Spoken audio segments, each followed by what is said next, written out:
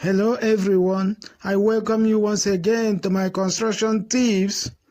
Are you a builder, lover of construction, or any type of workman, or you are just an enthusiast in the field of construction?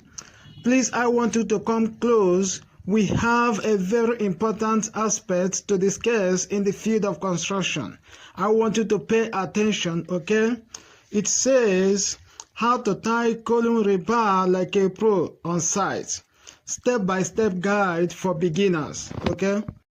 I noticed the way some amateurs used to make a lot of mistakes while tying their rebar at site. If you make any mistake in this aspect, you will likely pay dearly for it. So I want you to pay attention. So, alright, I'm going to make this video as brief as possible, okay? So I want you to pay attention. So let's proceed. Number one thing is to form your stirrup. So before the stirrup will be bent, you have to cut it out from the reinforcement, from the rod. Do you understand me? But before you cut them out, you have to measure the total length of each stirrup, okay? That is what you are going to use for all the similar stirrup. Do you understand me?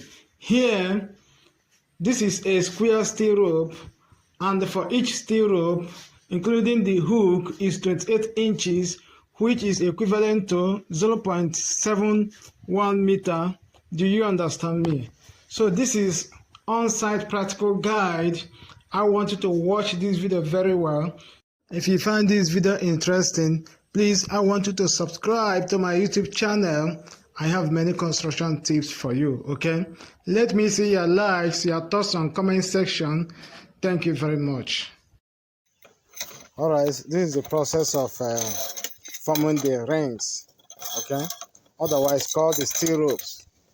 So, we are forming the rings. Hope you are seeing how it's being formed, okay? So that is it. So I want you to see this one now.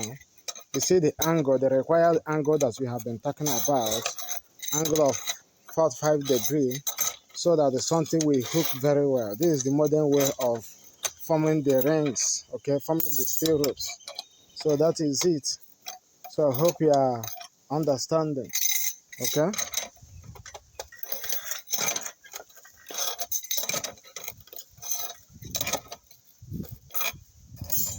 So one more thing, this rings is meant for the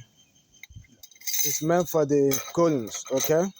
So we are forming it for the columns. Hope you can see it. The column is a square column, okay? So the column is a column of 225 by 225, including the concrete cover and everything. Do you understand me? But here, as the ring is being bent, okay, the concrete cover has been subtracted, okay? So that is it. So when the concrete cover will cover everything, the total size of the column, the total dimension of the column will now be 225 millimeter by 225 millimeter. Do you understand me? So it is very necessary to get it from this aspect, okay? So as you can see, we are forming the rings for the column, okay? If you make mistakes in the rings, which means the structural integrity of the house is at stake, okay? So you have to get it very well, get the required size of the rings, okay? Get the hook very well, okay? So that is it. So these are the things, the key necessary things, okay? Then you have to tie it very well on the column. So you have to get it. So I want you to watch it the way it's been done, okay? So I want you to learn it. So as you can see, this is the length of the sides, okay? That is 6 inches. So you can see I'm taking the measurement to know whether the right thing is being done, okay? That is 6 inches, okay? That is the ring size. the stirrup size. So then when you add the concrete cover, it will now become 225 by 225. So that is it. Okay. So well done. Well done, well done, well done. So, all right, I hope you are still following us. I have told you have got a lot to learn, okay? This is the stage of tying the stirrup together with the main bars. Do you understand me? The bars have to pass inside the stirrup, okay? And the filterman will use bind the wire to hold it firmly, okay? So I want you to mark that word firmly. Not just holding it with binding wire, but holding it and tightening it firmly. Do you understand me? If you don't tighten it very well, you will notice that when you lift it up, the cooling rebar will be shaking, okay? So if it can shake in that position when load has not come upon it, how much more when load will come upon it? So these are the things you have to be looking at. You know, one of those things that causes building collapse are those things that most people used to neglect. So I want you to pay attention very well, okay? So as you can see, we are supervising our work, and we are ensuring that the filterman is doing the right thing and is tightening it very well, okay? Most people think that if you just pass binding wire, you will just tighten it. No, these things has technique that you will have to pass binding wire, okay, and tighten it very well. Otherwise, the something will not stand very well. Do you understand me? So let's go on. All right, from one stirrup to the other is 10 inches. I hope you can see it. It's 10 inches. From one stirrup to another is 10 inches according to specification and design. These are what you'll be checking on site as a supervisor, as an engineer at site. You will make sure specifications are being followed very well, okay? So you check distance, spacing from one stirrup, that is from one stirrup to another. So here I'm using 10 inches. Do you understand me? So that is how it's being done, okay? So we are still in the process of tying the bars, okay? Tying it firmly. After you have tied one side, you turn it to the other, okay? Tying it with a binding wire, okay? Make sure you hold it firmly, okay, with stirrup.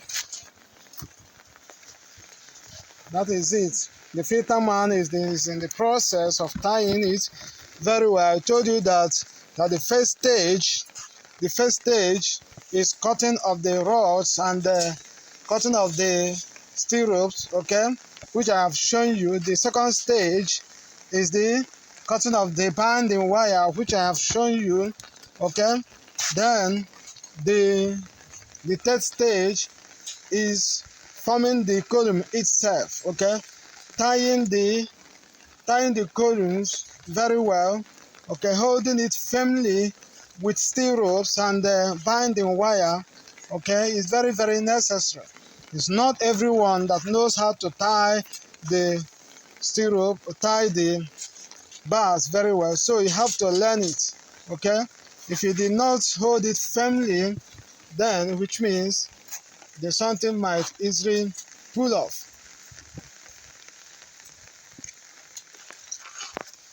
So that is it. I hope you are learning, okay?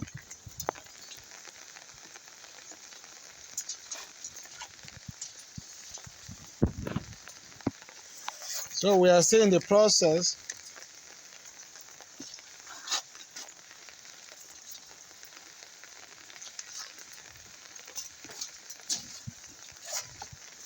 So all right, let me ask my filterman some question. Okay, I know that you must have already known it. What's the name of this instrument you are using? This instrument you are using? Pinches. Okay, I hope you have had it. That instrument is called pinches, okay? What about the saw that you have used? so iron bender saw. Yeah. Okay, he's using a iron blade. Okay, for iron for cutting. So it is being specified for that purpose. So that is it.